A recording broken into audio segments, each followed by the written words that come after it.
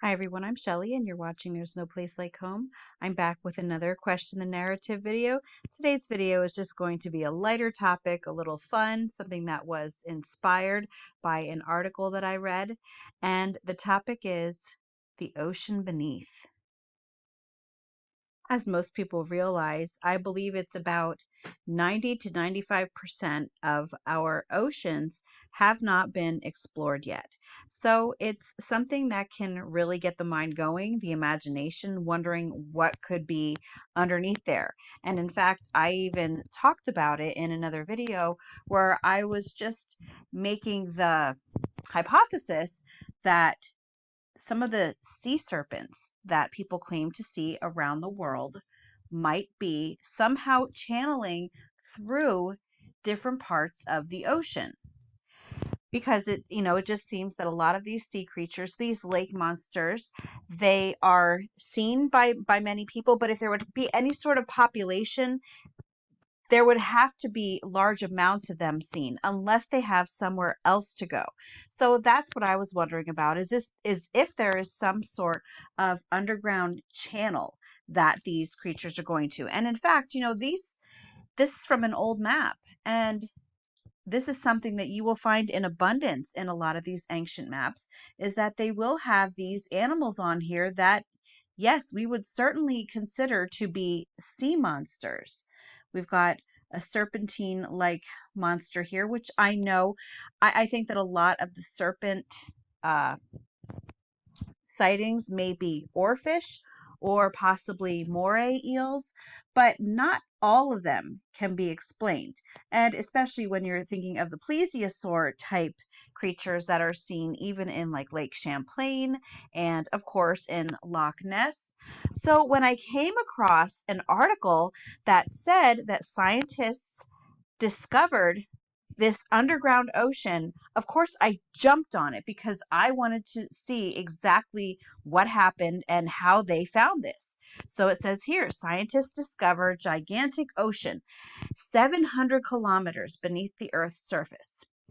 And so the first thing that I thought to myself when reading this headline is, I wonder how they found something 700 kilometers beneath the Earth's surface when, as far as I know, we've only ever dug less than 8 miles below the Earth's surface. So a quick search here on DuckDuckGo tells us that the deepest hole ever dug was 7.6 miles or 12.2 kilometers. Yet they have found an ocean 700 kilometers beneath the Earth's surface.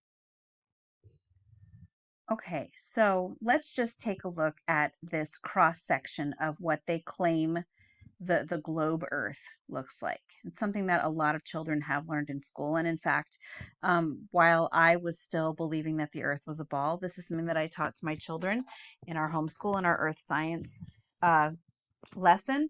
And so what it tells us here is that the crust is 0 to 100 kilometers thick. Okay, just the crust. But they went 700 kilometers. Okay, and it also says that it was underneath the mantle, which would be down here. So tell me something. If we have only gone, I believe it said 12.2 kilometers. Oh, that was meters. Okay. Oh, yeah, it was 12.2 kilometers. Wow, I'm surprised I remembered. 12.2 kilometers. Okay. Let's go back here. That would barely scratch the surface on the crust. Yet they say, an underground ocean somewhere around here, even though nobody has ever dug here. So I thought, okay, well, how did they find that? And I had an idea, and I'm sure that many of you do as well, but let's just take a look at what it says. In an astounding revelation, researchers have uncovered yet another massive ocean hidden beneath the Earth's crust. According to the most recent findings, scientists have identified an immense reservoir of water boasting a volume 3 times larger than that of all Earth's surface oceans combined. This subterranean water body lies deep within the planet, approximately 700 kilometers beneath the Earth's surface. The groundbreaking discovery was made by a team of scientists from Northwestern University in Evanston, Illinois. In their quest to unveil the origins of Earth's water, scientists stumbled upon a striking revelation: a sprawling ocean concealed deep within the Earth's mantle, well below its surface, encased within ringwoodite. How do they know that? 700 kilometers deep, they know that it's encased in ringwoodite? Okay, let's just continue reading. A distinctive rock distinguished by its vibrant blue coloration. This covert body of water poses a profound challenge to our comprehension of the planet's hydrological cycle. I think that it poses a profound challenge to more than that. The vast size of this concealed ocean prompts a reassessment of Earth's water cycle, indicating a possible shift away from theories that prioritize comet impacts as the primary source. Instead, increasing backing suggests that Earth's oceans may have slowly surfaced from its interior over time. The scientific endeavor behind this revelation was led by Stephen Jacobson, a researcher at Northwestern University, who asserts this constitutes significant evidence supporting the notion that Earth's water originated internally. Discovering the existence of this subterranean ocean required deploying a vast network of 2,000 seismographs throughout the United States. So they used seismographs. Okay, let's just read a little bit more. These instruments methodically analyzed seismic waves generated by more than 500 earthquakes.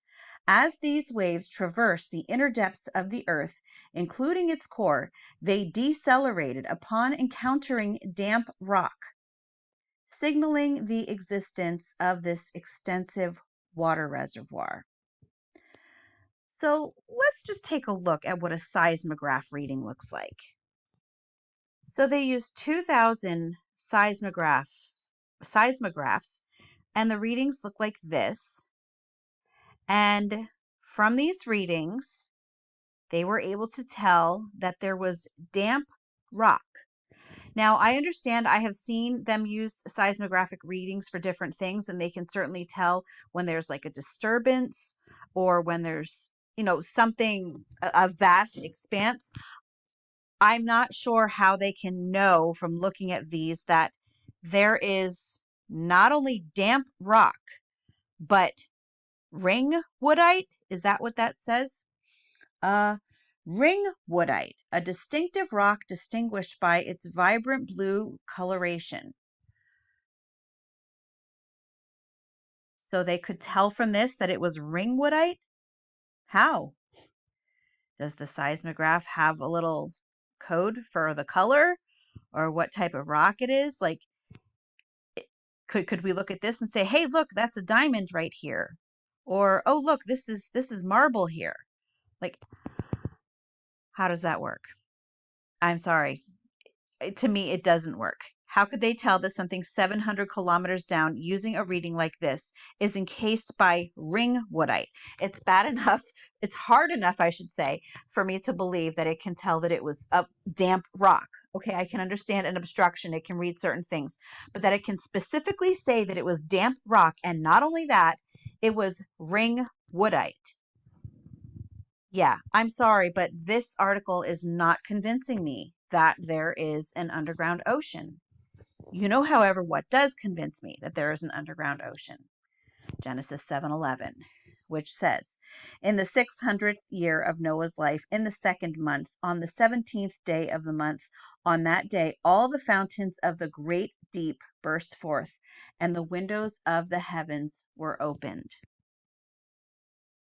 Yes, there certainly are waters beneath us, and they came up from the earth, just as Genesis 7:11 says. I believe that there is an ocean under the earth because that is how the Bible describes the earth to look. And it's not anything close to what they're trying to describe to us here. And I'm sorry, but the story doesn't add up. If you are going to look at things, as they say, scientifically, then they've got to explain to me how they can tell what ringwoodite is from a seismograph.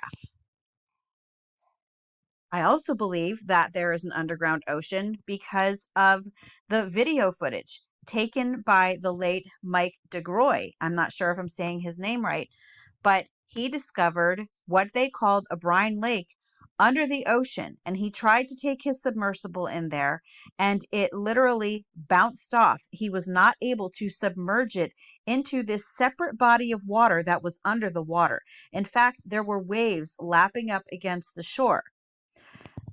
To me, that certainly sounds a whole lot like what we're seeing here as the Great Deep. It was a different type of water than what our oceans were or are. Here's another reason that I believe that there is an underground ocean.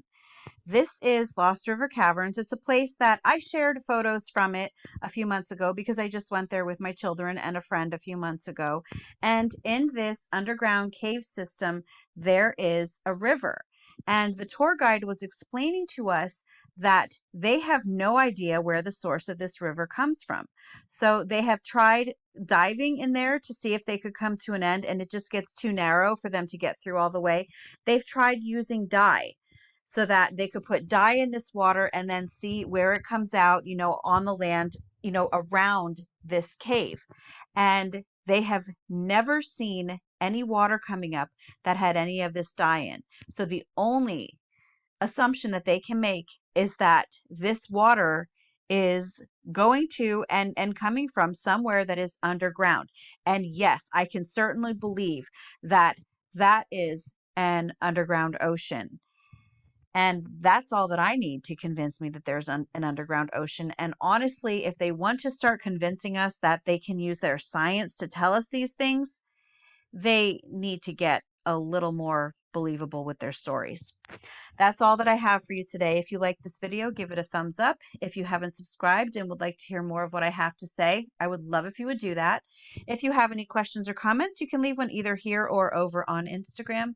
And if you like my work and would like to check out my YouTube membership, I will leave a link in the description box, or you can just click on that also. And I hope you have a great day.